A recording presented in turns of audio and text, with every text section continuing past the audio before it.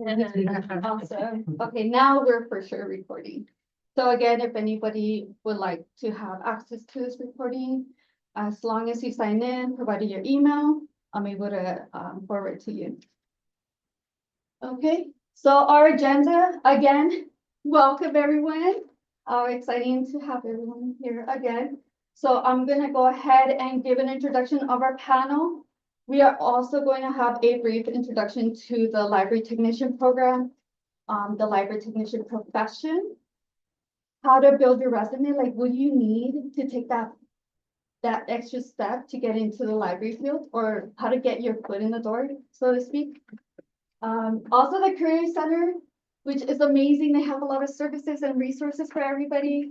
A career as a librarian, like what do? You just fill out a form that you want to be a librarian. So I'll be talking about the steps. And our awesome Bachelor of Library Information Science that got approved recently this past year. We're gonna have Colin speak a little bit about that. And we will have our Q&A. At any point, if anyone has any questions that they would like to ask our awesome panelists, feel free to either put it in the chat or raise your hand and we could ask in person as well. I do have some questions for our panelists to share, their little experiences, like where they went to school, how they got started, and so on. And our final thoughts. Was it a good workshop? Was it a bad workshop? I hope not. So let's go ahead and introduce our panel. Well, I'm not a panel, but I'm your host. My name is Yesenia. I am a library technician for the LAUSD district for the elementary school, and I'm a part-time adjunct faculty member here at Long Beach City College, which was one of my dream jobs to work at. Just like most of you, I also did my library certificate here through the library technician program. I had Colin as a professor. Super awesome. Fun fact, I was a professional barista for over a decade. So I can tell you what kind of coffee you're drinking if you started coffee. So I'm really on point with coffee. Yeah, so that's me. Hi, nice to meet you. Nice to meet you. Our third panelist is Jelly. If you would like to introduce yourself. Hello, my name is Jelly Nokon. I'm a librarian at Signal Hill Public Library. Fun fact, I love live music and I always have a concert to attend. I actually went to LBCC when I first graduated from high school. I didn't know what I was going to do, and then I ended up transferring to Cal State Dominguez Hills to get my bachelor's in history. And I'm actually currently in the MLIS program at San Jose State University. Our next panelist. My name is Jamie Oxoy. I'm a library specialist at Signal Hill Public Library, and I'm also a library media assistant for the Montebello Unified School District. I went to UC Irvine to get my bachelor's in IT, actually, and later on came here to LBCC to get my Associates of Science as a library technician, and I also got the certificate and started my career then.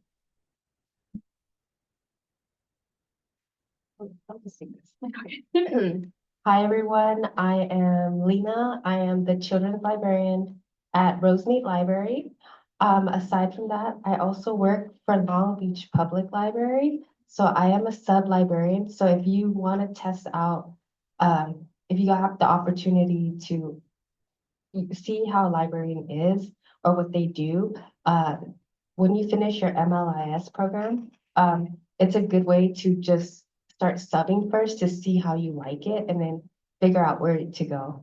Fun fact about me is I'm always on the go. I love every time a friend calls me, I'm like taking on 4 jobs, 3 jobs, 2 jobs. I'm just obsessed with working, I guess. Yeah. And I also love traveling. So if you like traveling just like me, we can connect. Okay. Hi, everyone. Oh, there I am. I'm Karen Moffett. I am a law librarian for the County of Los Angeles County Counsel's Office.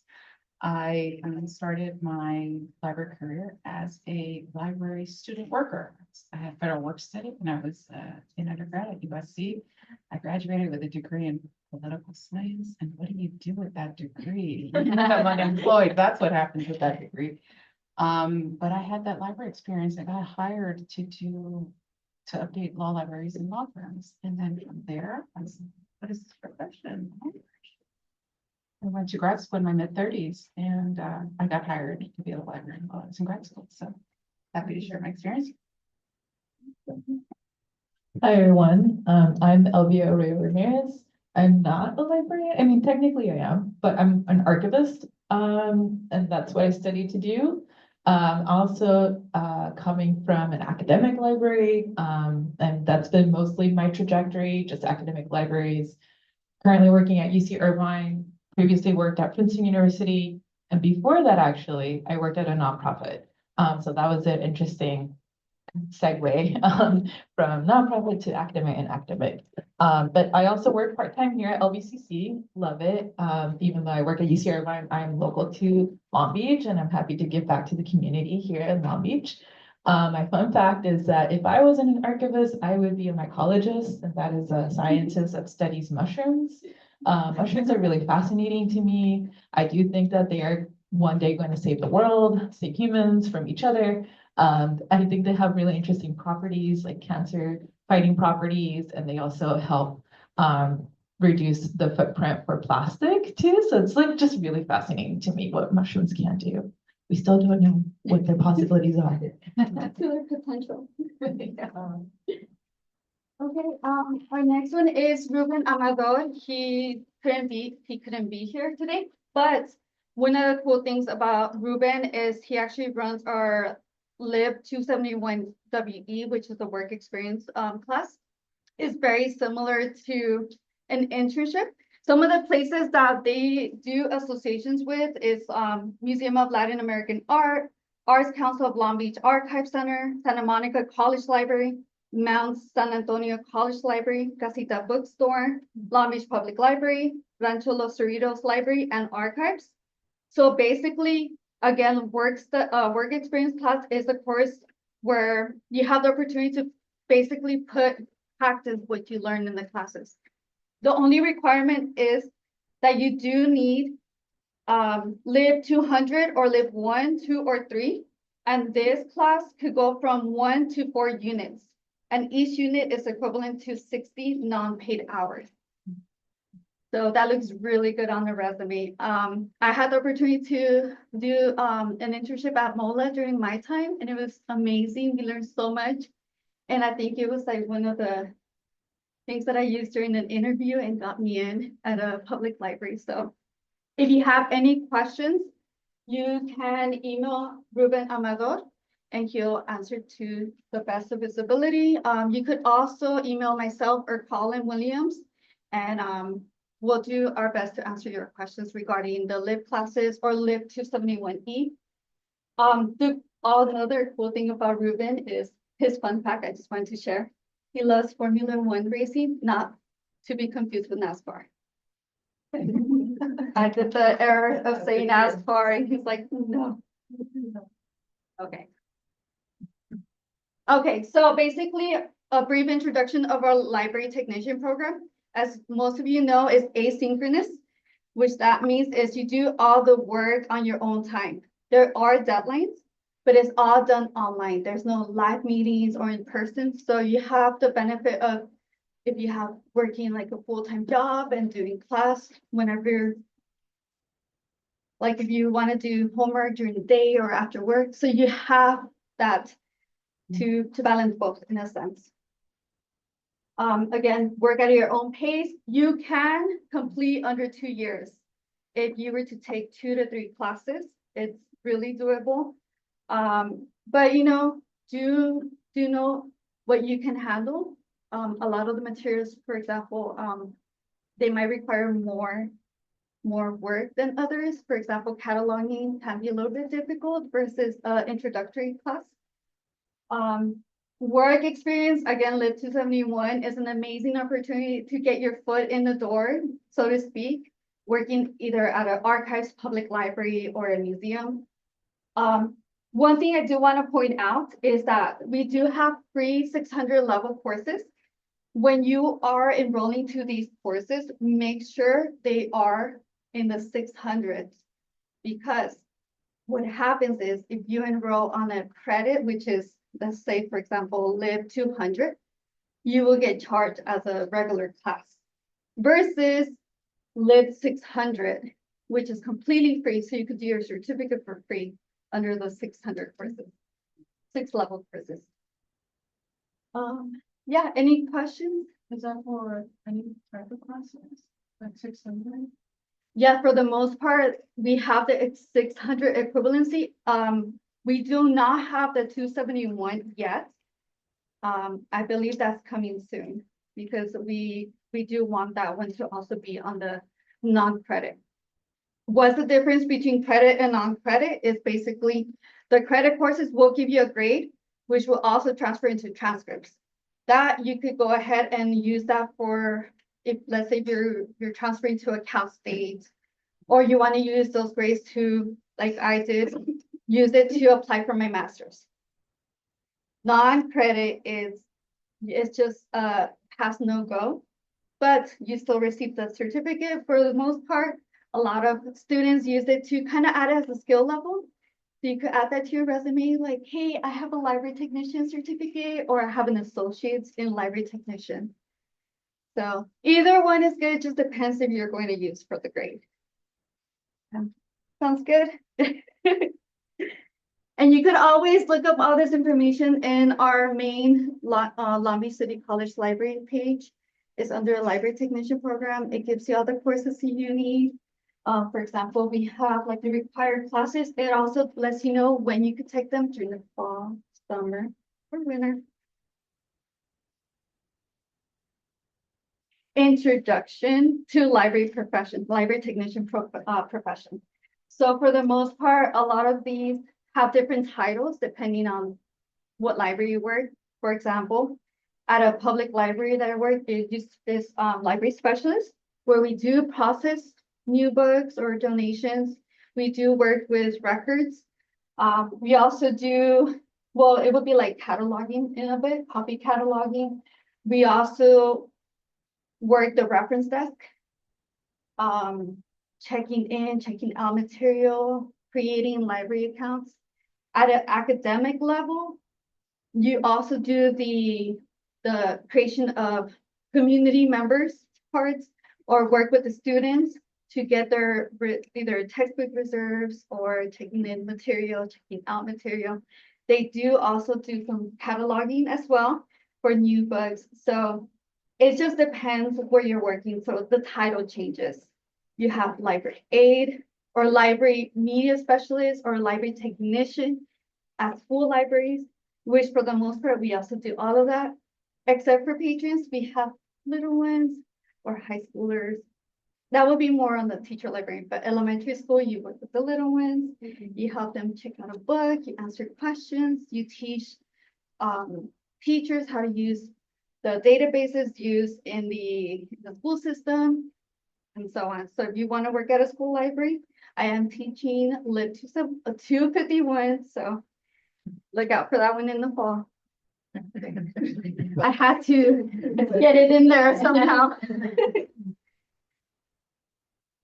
How to become a library technician. For the most part, a library technician certificate does the job. This will actually show that you have the skills necessary, which is like the introductory skills, to start at a minimum level position, if that makes sense. So I know for a lot of school libraries, they don't require it, but they prefer that you would have either some library courses. A technician certificate looks really good. So LAUSD, Montebello School District, Long Beach School District's a little different from my understanding. You do need your master's and credentials because they are known as teacher librarians. So I know that they're way different. LAUSD, technician certificate, you could work at any elementary school. Yeah, Long Beach, it's a little picky, which makes sense. All right, any questions about the training? Usually you train in-house, you learn all the good stuff. How many classes? Yeah. So I know there's slip 200 to 10 to 20, 30, 40, 50 to 71, 2, 3, 4, 7, 7, 8 classes. Yes. You do have options to pick, I actually wrote it down somewhere, It's 18 units. 18 units to complete the associates. 18 units of library classes. So you can, I think we require 2 or 3, and then you can pick the other 2 to meet the minimum. But I can show the website for that. Then there's the non-credit classes. So those are, you can get a certificate by doing a fewer number of classes. So some of the non-credit certificates are the 600 level classes, and you can get one of those by taking 3 classes, for instance.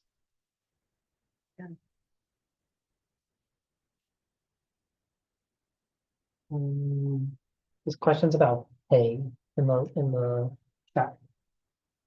Oh, like the library technician pay. So for LAUSD, if you're working at a school library, I started with, what was it? It was a little over $18, a little over. And now I believe I'm at 25 or 26. I've been working for the school district for about close to 4 years now. So it's pretty good pay as a library technician. And I also believe that teacher librarians that possess the masters and the credentials, they get paid obviously way more. But the basic school librarian, yeah, it's like ranging 17, 18. Not too familiar with Long Beach, but I actually I applied for the library media technician that time because, Can you use the microphone so that they can hear you on Zoom? sorry. So I actually applied for the library media technician. I ended up not taking it. But they said that the start was 25. You did have to take a test before you, and if you passed, you got the interview. I know that they do have librarians with the teacher, that's a little bit different, and usually they want those who have that certificate or degree to work at a high school. Yeah, so they do have library media technician, but because of the budget now, I'm not sure. yeah, they did cut off more than a few positions for that. Yeah. But thank you for bringing up a good point. For LAUSD as well, you do need to take a test unless you have I believe it's like 2 years of college credit. It has to be around there because my friend who's IT, he only had about, I don't think he had any college level, but he had to take the test. Yeah, and IT gets paid really well, at least for LAUSD. Yeah, they're like in the 30s.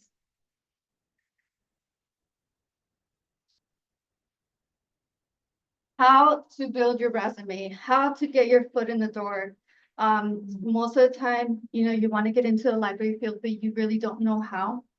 My first advice that I give students or anyone that's thinking about getting into the field is volunteer at a library.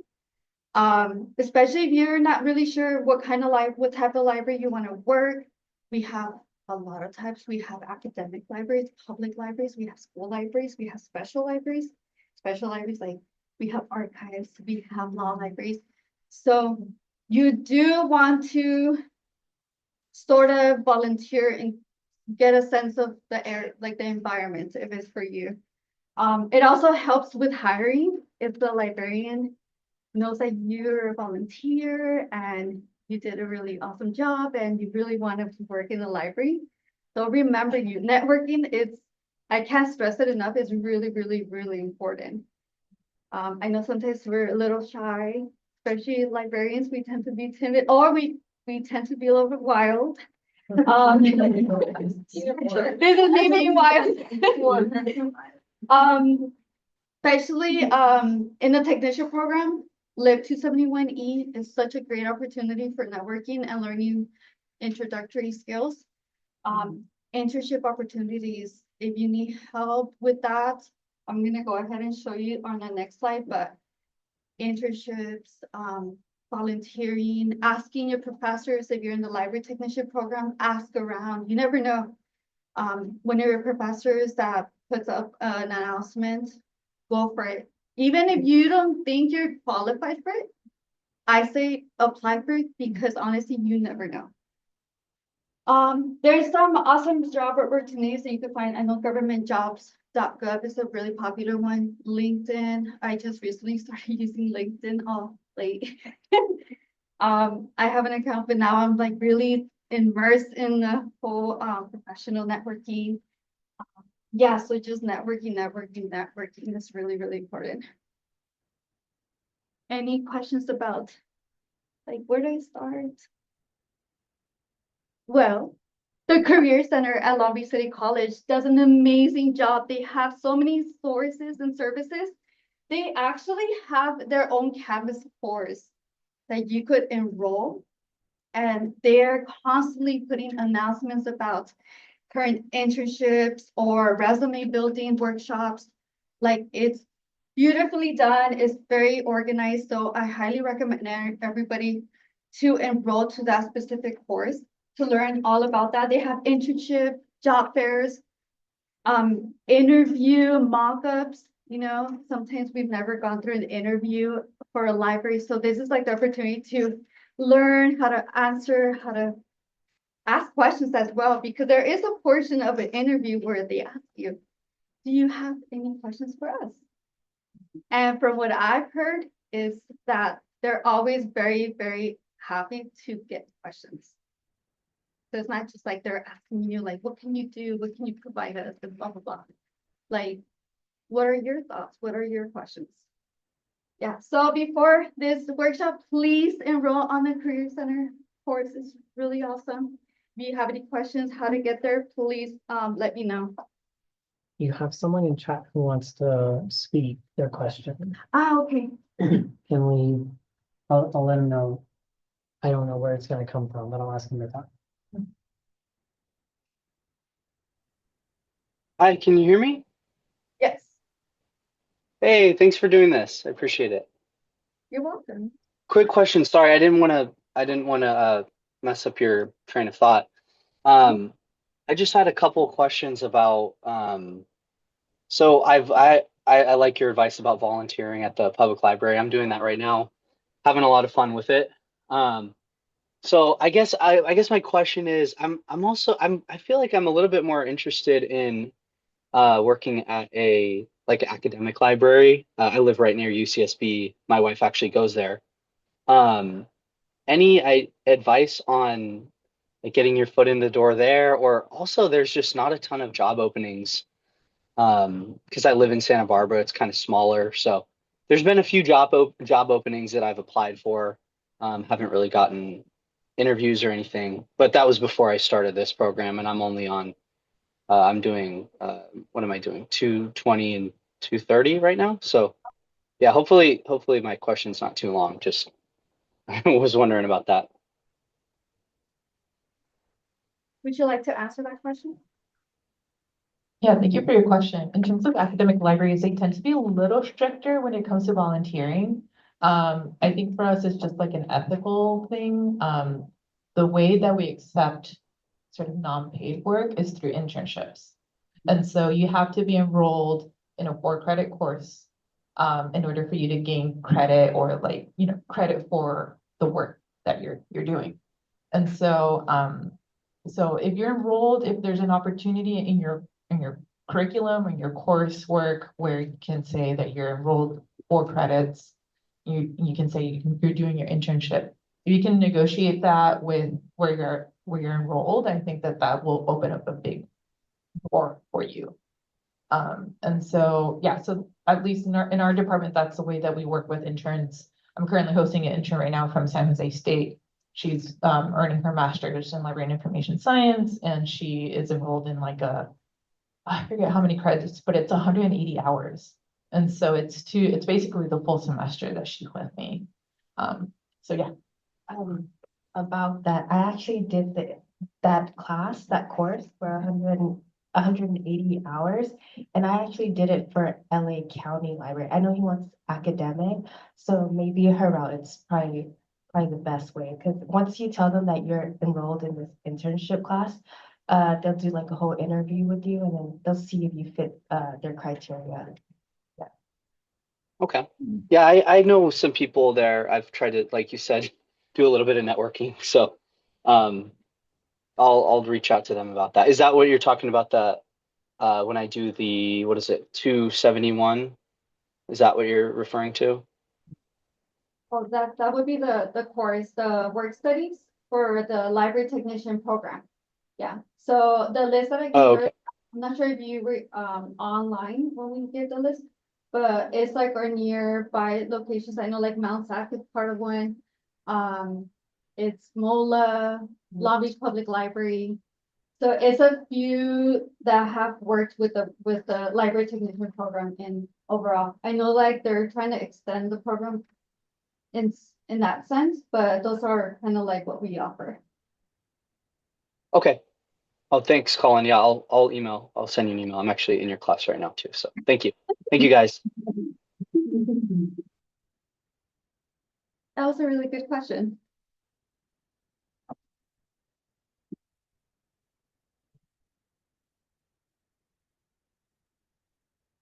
Okay, just like we were mentioning, to be a librarian, what do we need to do?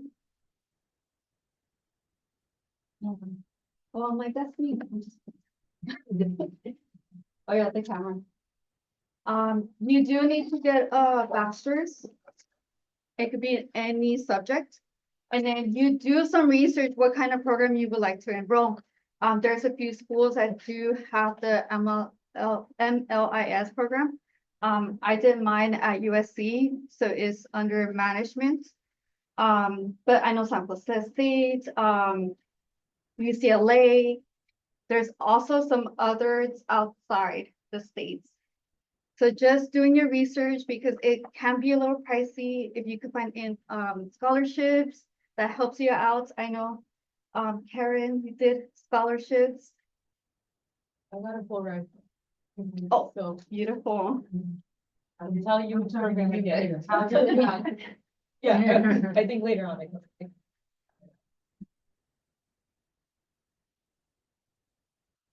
Our moments of anticipation, Bachelor's of Information Science.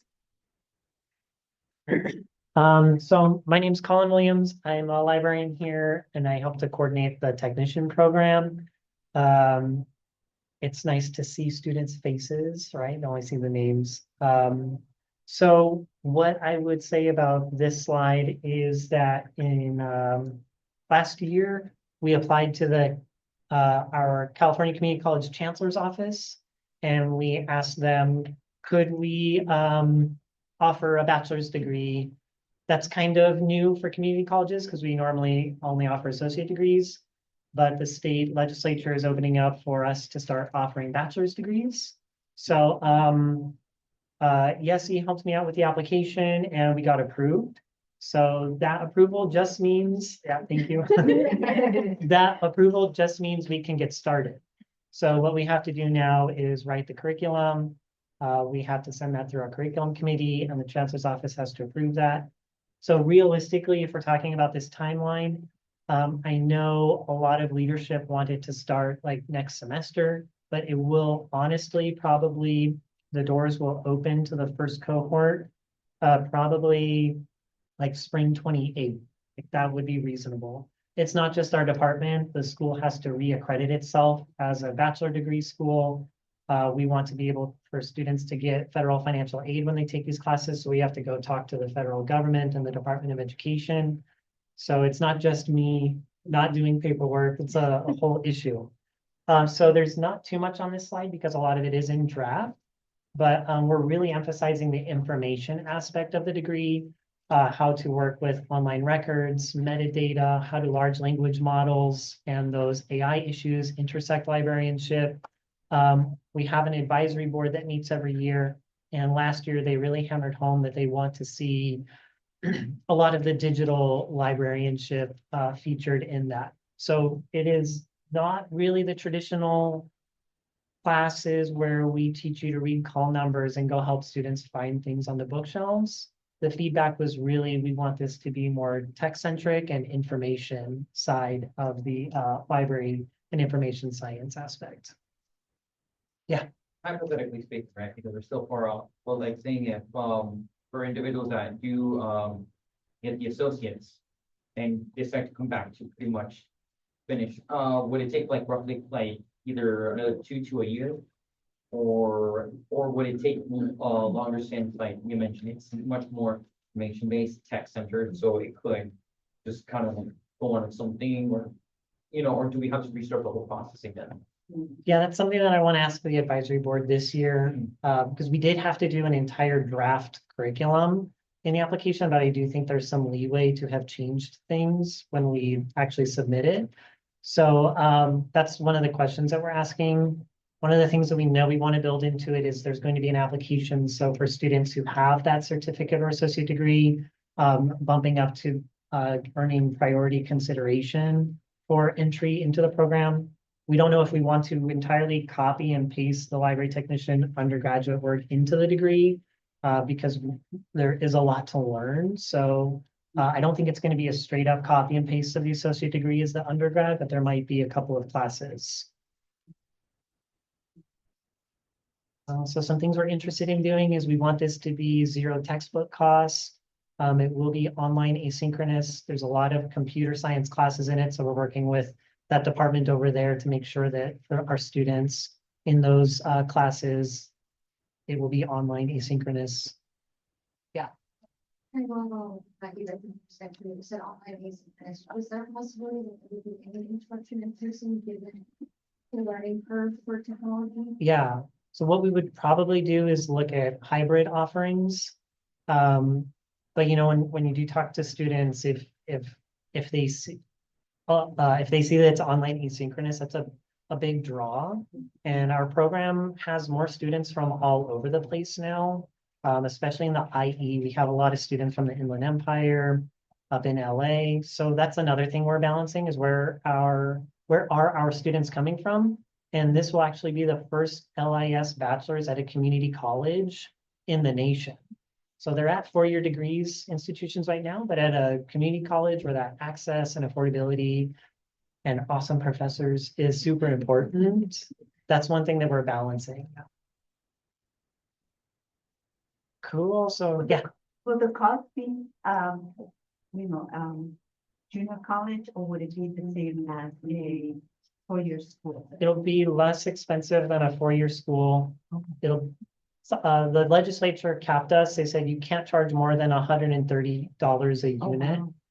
So it will at a maximum be $130 a unit for the upper division coursework. Okay. That's like 40 or so some units, but the other half of the degree is lower division electives, your lower division general education. So those are all community college tuition costs. The 43 units of upper div will be 130 or less. Okay. Cool. All right. Yeah. Sorry, so that means that the classes that we're taking for upper division are still going to be considered?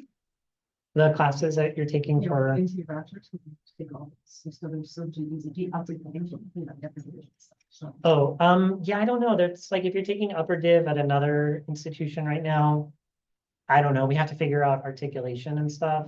But if you've taken CalGETC or if you're taking lower division general education, like LBCCGE or CalGETC, you need to take CalGETC for this degree.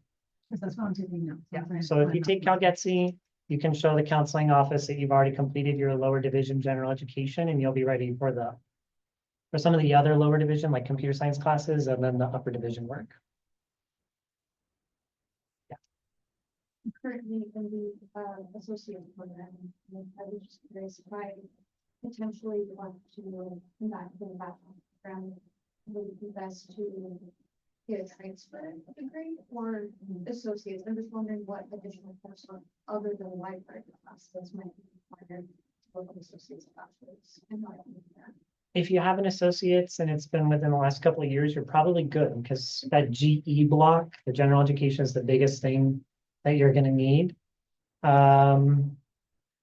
Other than that, I would say like computer science classes, there will be some of that. The cataloging and the digitization classes are good because that's the direction that the program is going to be teaching in. But the CalGETC general education is important, that's required. You won't be able to take our local LBCCGE for the bachelor's degree. So I'm here all night, so if you have questions, let me know, put them in chat. But yeah, very exciting. Yes. Thank you, Colin. So now we're gonna go ahead and ask some awesome and fun questions to our panelists. So if we could pass the mic to the front. If you don't mind in sharing what inspired you to pursue the career that you're as a librarian and what's the school that you went for?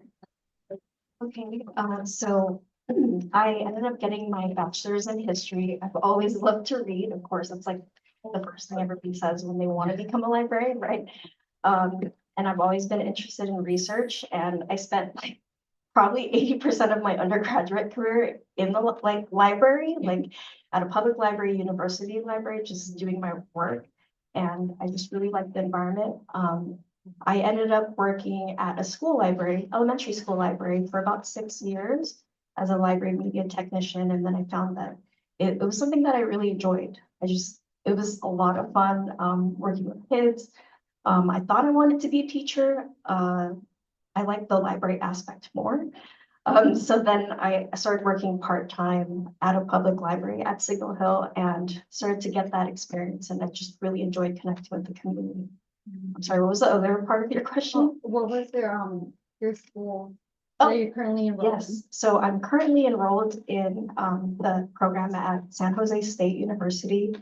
I have a year left, but only because I've been taking classes part-time as I'm working full-time and my hours are pretty non-traditional as a librarian at this particular library. We are a small library, so wear a lot of hats, do a lot of events outside of the facility. So there's a lot going on, but it's a really great program that works for me. My schedule, you know, if you're working or you have other responsibilities, I'm really enjoying just how you can customize it to, you know, what you're interested in. So I was actually working in logistics for over 10 years before I made my switch over. I had already my bachelor's of science in IT. And working in that industry, I realized I wanted to do something where I could give back to my community and really invest my time into my community versus a very for-profit driven industry. So I went back to school to get an associate's. I did mine in reverse. I wanted to get my associates to get a foundation of knowledge before I stepped foot in a library.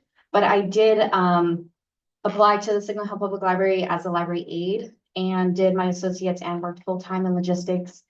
So I did kind of all three at the same time to try to be able to make my switch, and I did eventually. So now I'm the library specialist, and I also work at a middle school. So middle school aged kids are fun, but it's also very inspiring for me, and realizing that they're a very underserved population in our community. So I think one of my goals, I think originally I was really drawn to academics as well, to do research and to be able to publish, but I think as I'm kind of delving more into my library career, I think I want to pursue a teen librarianship, and that's what I want to keep in mind as I start to do my research for my master's program. I haven't started just yet, but I do have my eye on San Jose, again, because it kind of fits that need of I need to be able to work full time and go to school, and it's also an affordable route. But I also do really like UW's program, and they have really great values. Hello? I think, okay, yay. So I actually got my bachelor's degree in public health. Has nothing to do with library. Originally, I was trying to do nursing. It got really competitive, and to be honest with you, I wasn't good at science. So I was like, okay, maybe I should just shift to public health. I really like working with the community. During my time as an undergrad, I actually worked at the university library. I was a student worker for the interlibrary loan department, and I was really good at something, and I felt so proud of myself. Like whenever they asked me to find something, I find like periodicals. It was like a game to me, and I felt so great. And they're like, you need to stop. We need to upgrade you. So they're like, you got to scan these documents now that you found. I was like, I don't know. And they're like, you got to do it. So after I graduated, there was that period where like, oh, what am I good at? Like what job do I apply for? Because public health required during that time a master's degree, so I couldn't get any job in public health.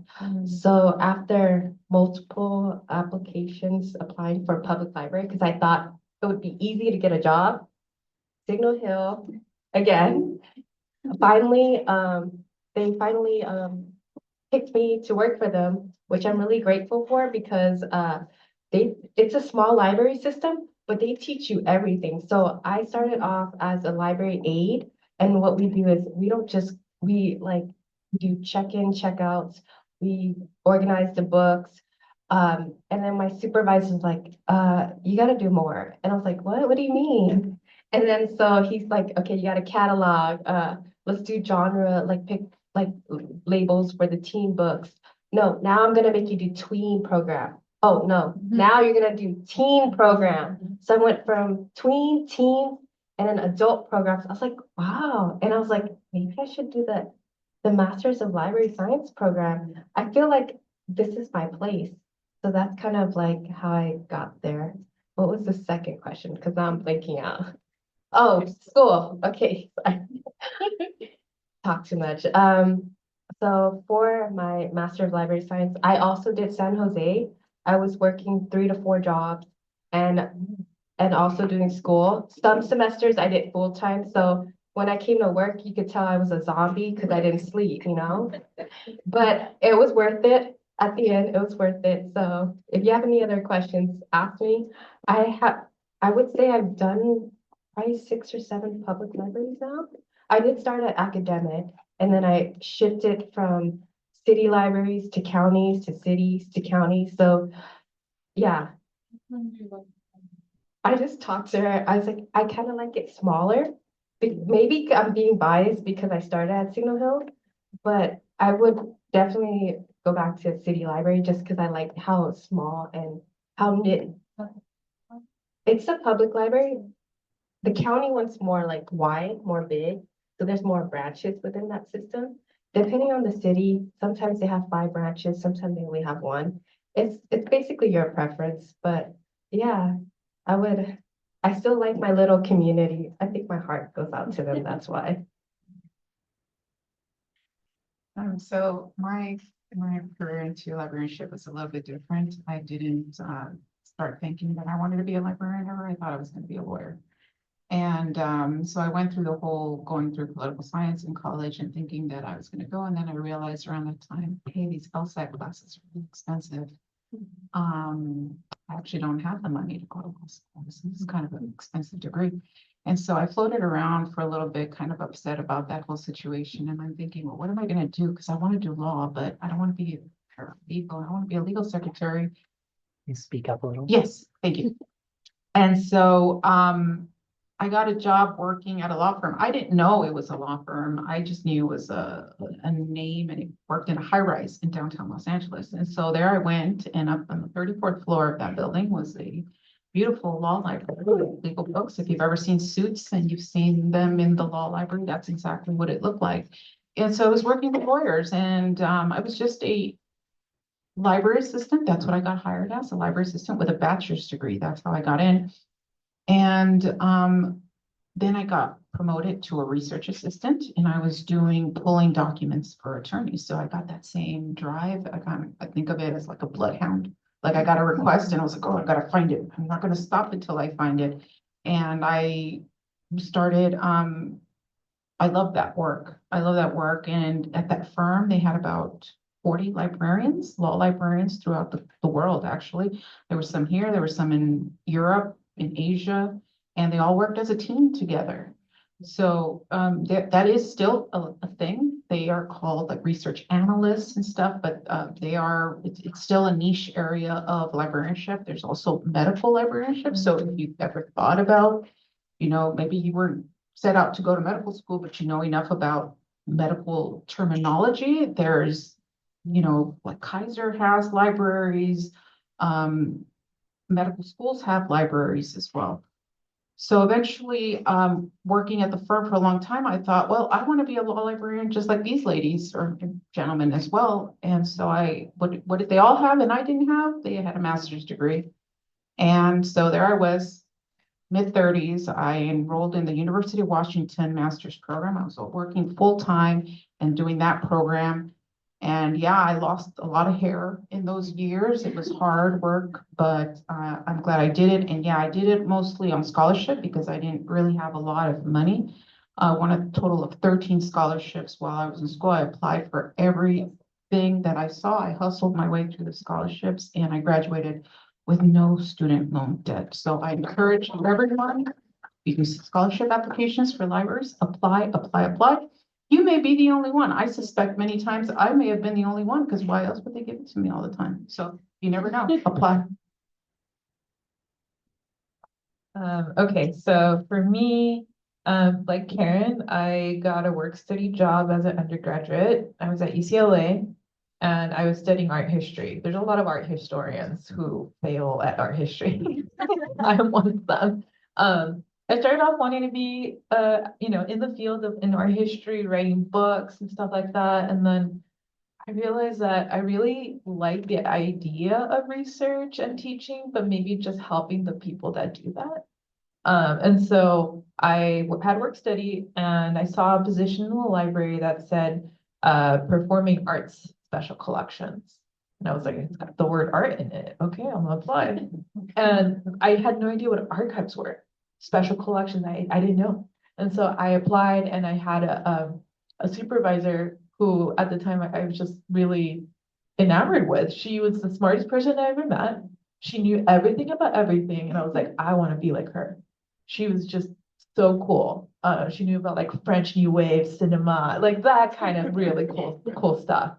And so she told me everything about what archives were, special collections. I sat in the reading room for archivists. That's typical. We sit kind of like in reference. That's our reference, so we sit, we welcome our researchers in, our patrons.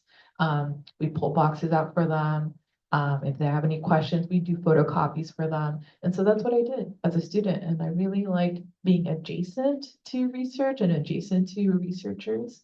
And so my supervisor, her name's Lauren, she really encouraged me, she mentored me. She's like, you might want to do masters. And I was like, oh, okay, maybe. So, but I had a lost year. I moved to Spain, I taught English there, and like it was the recession, 2008. So there was just no way I was going to get a job out of graduating from my undergrad. And so I had a moment, I thought I wanted to be a nurse for a little bit too. And I was like, no, I think I just kept thinking about Lauren and like her advice. And I was like, okay, I emailed her and I was like, I think I'm ready. And she's like, great, here's this program, the University of Pittsburgh, the diversity residency program. And she's like, you should apply. And I was like, okay. Pittsburgh, I've never been to the East Coast. I've never been really like outside of California. And so, but I was like, I'm willing to do it. So I applied and like Karen, I think, who knows how many people applied, but I got it. But I had a backup. I was like, there's no way it's just one scholarship every year that they awarded. And it's a full ride. And it's also, so they pay for your master's. And then when you're done with your master's, you get a full year of employment at the university there, at the library there. And so you do rotations for you to like kind of figure out where you want to land. So I was always interested in archives. And so I did my rotations during my during graduate school. And then for my first full year of employment, I chose archive special collections. And so it was just a really amazing opportunity. But my backup was UCLA. I was like, there's no way they're going to choose me. So I was like, I'm going to get into UCLA. And I ended up getting a job at their eye research center there because I was like, that's how I'm going to pay for my master's. Like, I'm going to do that tuition remission thing that you get. And so I had everything set up and then I got this full ride. So I was like, I guess I'm going to Pittsburgh. And so, yeah, so, you know, the things you're willing to do, right? Like Karen, I graduated debt free, but of course it comes with at a cost, you know, so like I won't like kind of say too much, but it was the culture shock was a lot. And so, you know, sometimes you kind of have to sacrifice a lot, and I think I sacrificed a lot for that degree. I'll say that. Yeah. Does anyone in our audience have any questions? Okay, I don't know if we have any chats, but, okay. So let me do like, I do the little ones, like, I'm gonna go this way in a way. So 1, 2, 3, 4, 5. Okay. Yes. I actually yesterday just applied to a summer internship as an archivist fellow of social studies. Advice to my mom for applying or being involved in that area.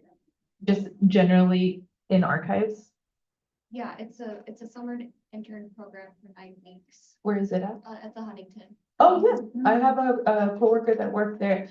I would say, archives can be very diverse. So I can sort of give an overview about what that work entails. I am an archivist. So what that means is that I process the collections. And at this point in my career, I don't even process them. I oversee someone that does that work. And so there's that technical services component about it. So like it really, I would recommend like sort of having conversations with a lot of different people who work in archives, right? So specifically, what I do is now I oversee the collections that are digital. And so the work of what it means to make those collections accessible, right? So the processing, the accessioning, publishing, creating the finding it, publishing it online. That's all like sort of the micro work that we do. I have colleagues that do rare books, right? So they collect rare books, they curate our collections, they do exhibits. I have, in our department, special collections and archives at UC Irvine, we have a rare books person. We also have 2 curators, and those curators have specialties. One of them actually has a PhD. And so it really depends, you know, how you land in archives, but like the curator who was a PhD, she ended up being like a history of science PhD. So, and she just landed in this work because she also is an oral historian. So that's also an adjacent work to, we do a lot of oral history work. And so either we're doing it ourselves, we're interviewing people, or we're helping people create those projects. So really, like whatever you're interested in, like I would say, just talk to a lot of people. In terms of your internship, depends on what the projects are, right? So like just trying to find an alignment about what your interests are and what you're trying to get out of it. And again, if you have any questions for a specific librarian, after we could maybe take their emails, but just so we're good on time, we're gonna get our next question. I think I assigned numbers. Well, I'm gonna ask the one with visible tattoos. So I see you and I see your tattoo right there. Oh. So, is it how getting, because I've heard from like someone from that works in a library. She was telling how some libraries don't really like tattoos and they don't want your kid in that. How do you? So, yeah, so when I interview, I always cover them up, just because I don't want to be judged based off of the tattoos that I have. I want to be judged based on in the interview, and then I go in fully prepared and expecting and ready to cover up all of my tattoos if that's what they require of me. I then have that conversation. She's actually my boss. So I've had those conversations. I ask, I do work at a middle school and I do show my tattoos at the middle school. I've had that conversation with my supervisors there as well. I don't find that it's been too difficult to be able to navigate getting positions or being successful in my positions. I've had several in different libraries as well. The only thing I would say with you just have to be prepared for the patrons more than anything. The work environment is, I think, perfect because a lot of librarians do have tattoos. You find more librarians with tattoos than you do librarians that don't. But patrons can be very curious, rude, condescending about it. So it just, everybody's experience with that is different, Jelly. Yeah, I think you, you answered everything. It does depend on where you work. Obviously, our library is a little less traditional, and I think, things are changing too in libraries. I mean, there's this idea, well, I feel like a lot of our patrons have this idea of what a librarian looks like. It's like, oh, it's an old lady in a cardigan, and then they find out I'm the librarian, they're like, what? But you're so young. I'm like, yeah, things are changing, we look different, and that's totally fine.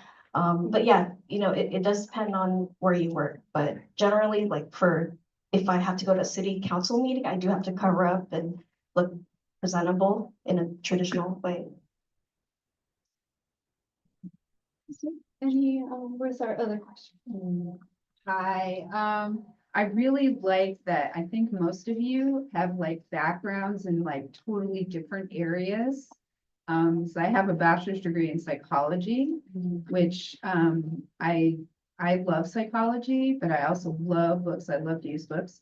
And I guess I'm wondering, because I'm looking for, just because of my life situation, I'm looking for maybe a part-time job, part-time.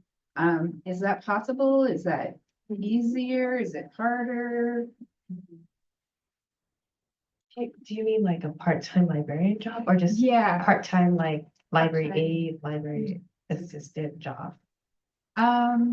probably like something lower level. Like I don't like I'm not sure, like library aide. It's called different in every library system. So, but I could tell you right now, because you're working at so many libraries, there's always a position open for part-time library assistant. There's a lot, so to be quite honest, there's more part-time than full-time.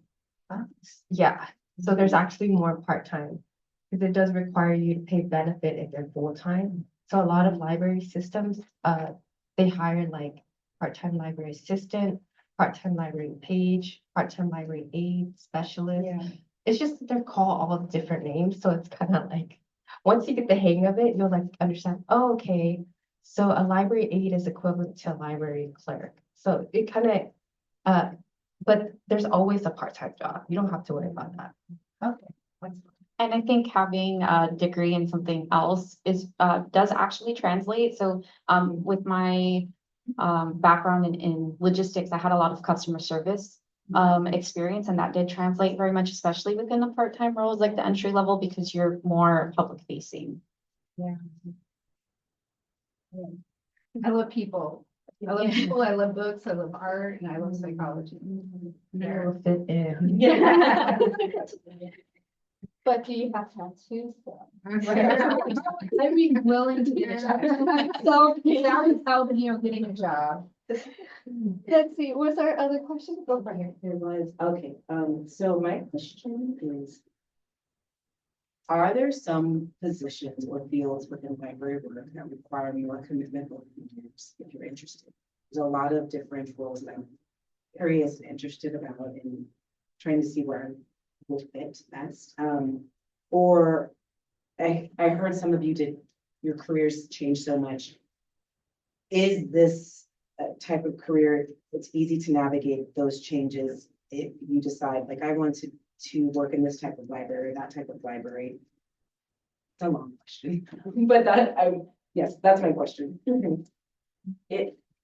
Are there some roles where you really from the beginning should commit to that type of work? Because if you're interested in that type of role, it takes a certain amount of years to arrive career-wise.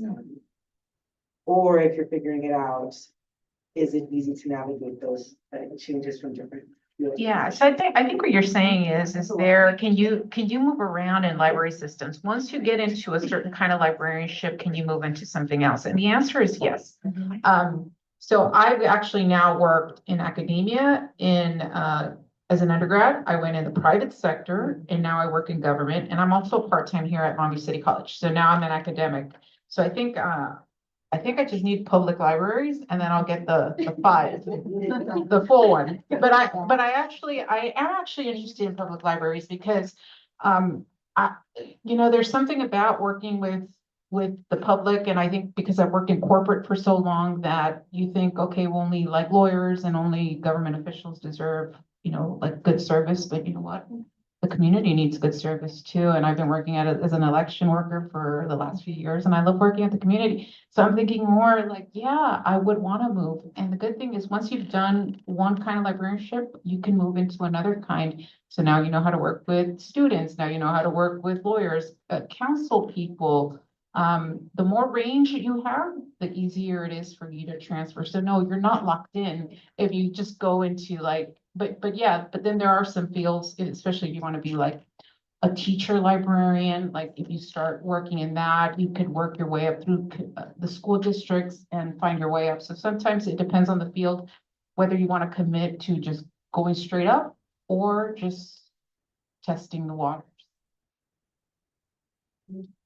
I would say that the most foundational part of being a librarian or an archivist even is just getting really good at reference skills, because I think that's going to take you really far. Even though for me, like I'm very collection based, I still talk to people, I still help them, I still like try to figure out what their questions are and what their needs are. And so like I think that's just like a really foundational like skill set that you can just, it'll carry you forward no matter where you land. Yeah. Thank you. So I guess for anyone that can answer it, I guess, let me see, what can we start on? Because I guess my goal, within history is like, I wanted to work more with comics, archiving, researching, studying them to its fullest extent.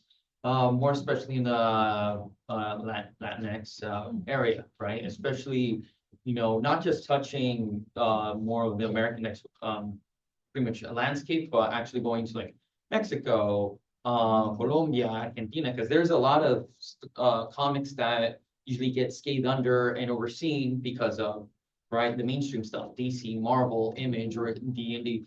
So it's like, I guess, well, for one, I think where would the best approach be? I mean, I do have a background in creative writing, have a degree on that. I do have some research credit with Image Comics already.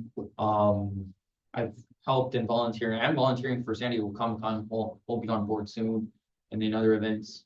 Beyond that, what should I add? What should I do? I mean, even if like saying if I to work for a museum, right? Like, and they don't have something in specific, and eventually, I don't know, like, I guess a goal of mine would be like actually establish foundation. It's, in that sense, I guess overall, Where does comics, if you want to do comic librarianship, where does that land you? I mean, that's fascinating. I met some people in graduate school that were doing that, but I actually couldn't speak to that other than knowing that. Go ahead.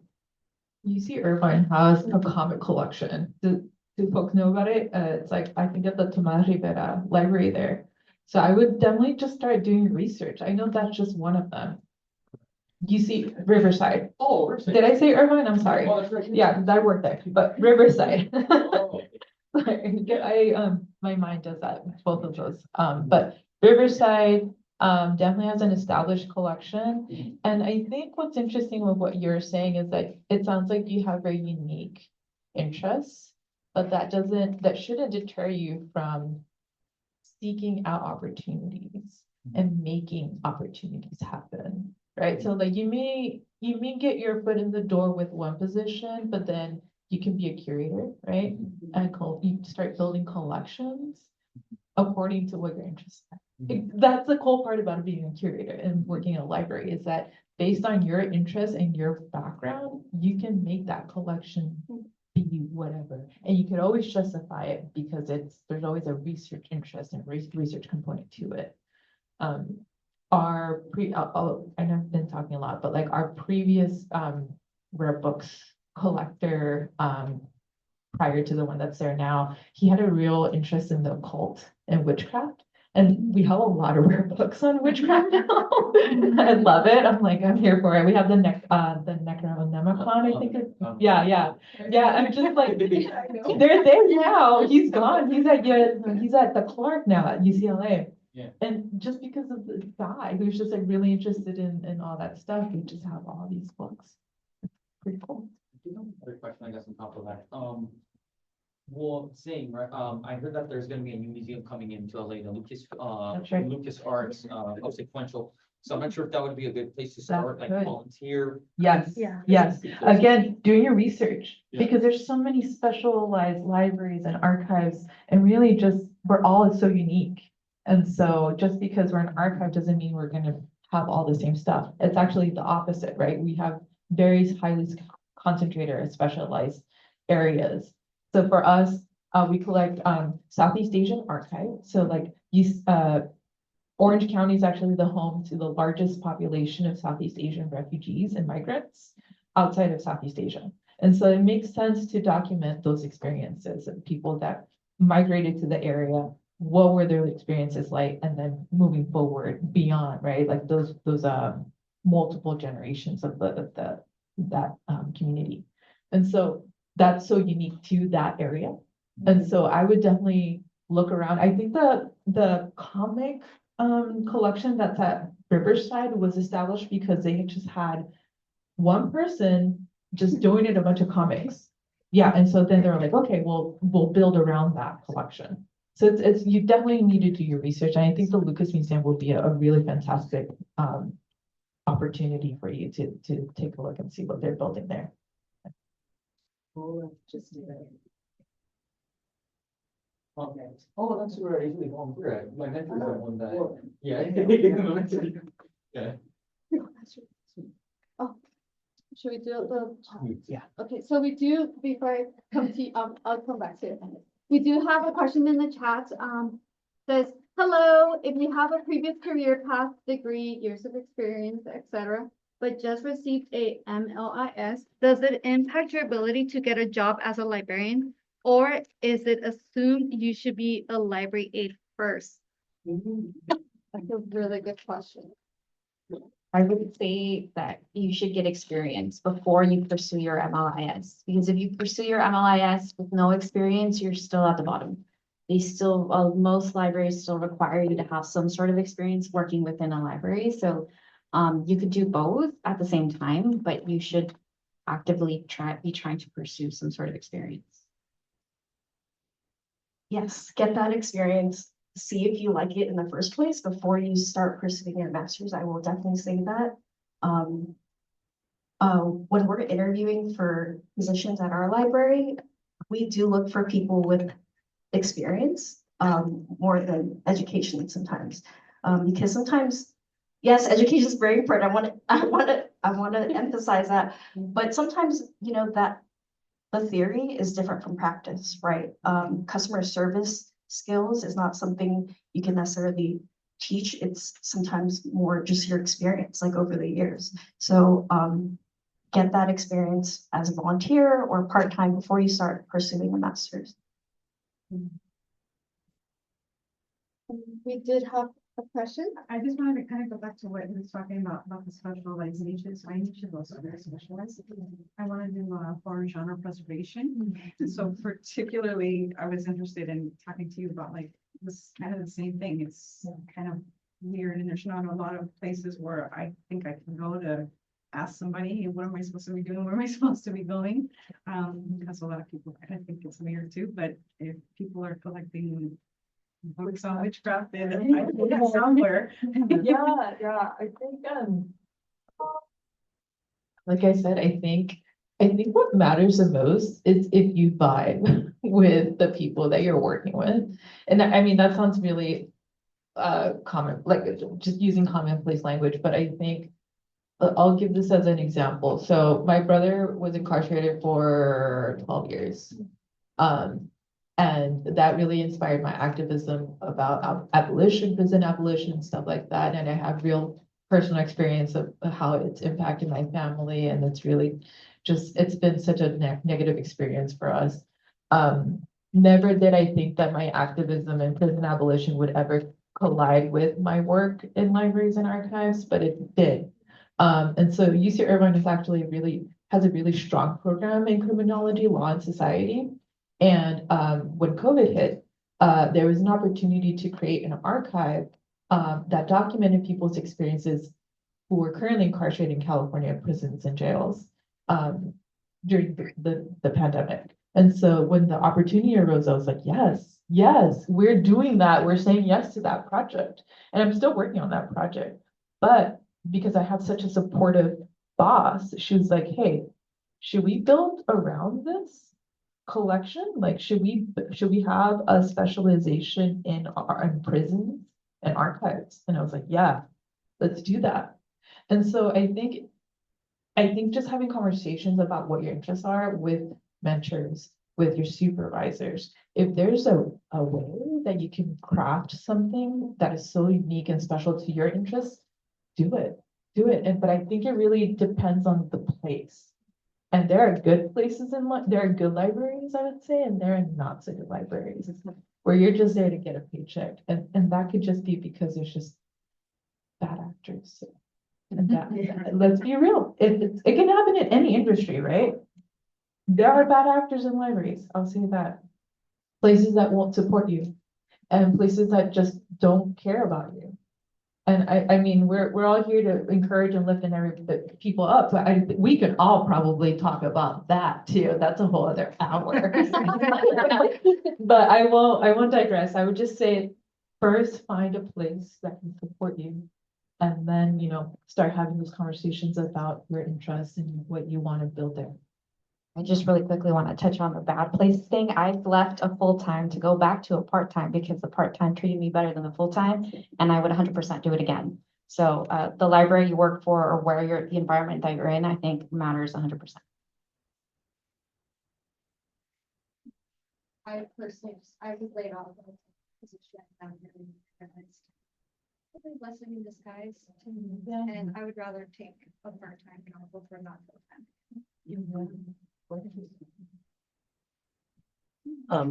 I just wanted to say one thing.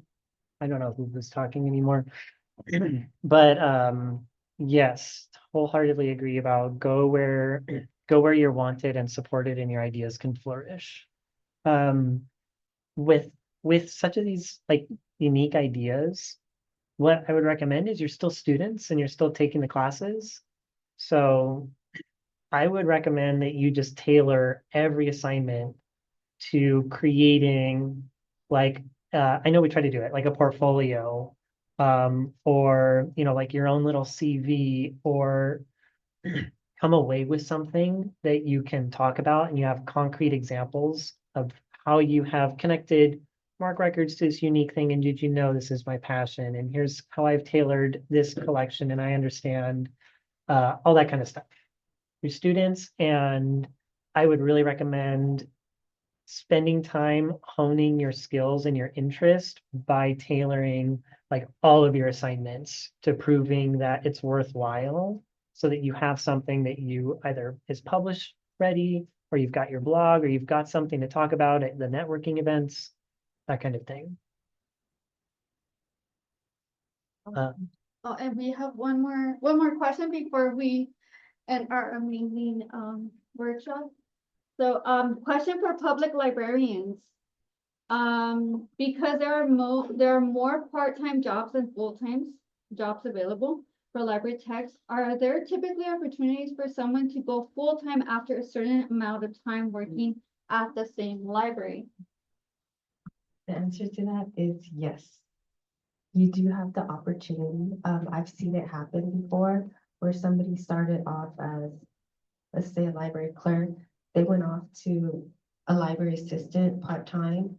And then during COVID, they went to go get their master's degree, and now they're a librarian at that same library. It depends on the library system.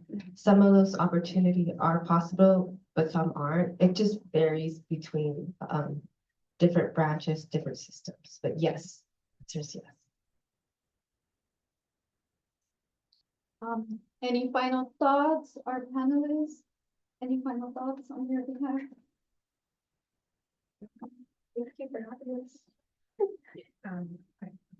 So one thing I just want to tell everyone, no matter what career you end up going in librarianship, the one thing I want to do is recommend that you pay yourself first. If you end up in a public library system, a university, corporate, you are going to be have 401ks, 457Bs, 403Bs. These are all, this alphabet soup are all retirement plans. Start when you're early, contribute 1 to 3% of your salary, and ensure that librarianship, no matter what you do, provides for you in your retirement. And I did that since I was in my mid-20s, and I find that this is going to be a career that's going to sustain a good retirement for you, and I want all of that for you. So wherever you go, pay yourself first. You definitely won't get rich in this profession, but you can live comfortably, I would say. And so, yeah, I have a pension at UC and it makes it really hard to leave. So, I actually wanted to talk a little bit about, both of y'all mentioned San Jose State, but I don't think we made the distinction between online programs and in-person programs. That's something I, it's a personal preference. I went to in person and obviously it took me out of the state, out of my community. That was challenging. But there's costs. There are pros and cons to both. You can work full time for an online program, and so that's really, and you can, as you said, go your own pace. That's really helpful. Going in person may take you out of the employment pool, right? You really need to just focus on that. My program was really intense. It was 1 year. It's kind of crazy. They actually changed it. So it's no longer 1 year anymore, but it was from August to August and there's just no breaks. I would say once you enroll, please, please, please take advantage of those internship opportunities. Even if it's hard, going to school and, doing internships, that's really the only time that you're expected to get out there, experiment. Like if you do want to do a specialization, like just pursue it to the nth degree, right? Or just get the basics and work at a reference desk, just put yourself out there. And I think it's healthy to have those specializations, but be open to other things that you didn't even know about before. It's like, oh, and I took this course and I didn't even know about this, digitization. What is that? Metadata. Oh my God, I'm such a metadata nerd. I really just want to write catalog records all day. It's a really wonderful profession. It's so diverse and it can take you so many ways and so many directions. So please just be open and still keep those things that you're really interested in close to your heart, because you never know. You might still do that, but you might do it a little different. Okay, and with that, I do want to give our panelists a round of applause for being here. Thank you so much for taking your time and being here. I know we all have a lot of jobs, we have a lot of responsibilities, but I also wanted to thank you for in person and online. Thank you. I know we ran a little bit longer, but we got a lot of information and we got to ask some awesome questions. If you want to stay after, talk to our librarian friends, exchange emails. Also, if you have any other questions, please feel free to reach out to Colin or myself. I'll do my best to help out with those questions. But again, thank you so much for being here. Don't forget to take a goodie bag and make sure to have signed up in the front. And thank you, thank you.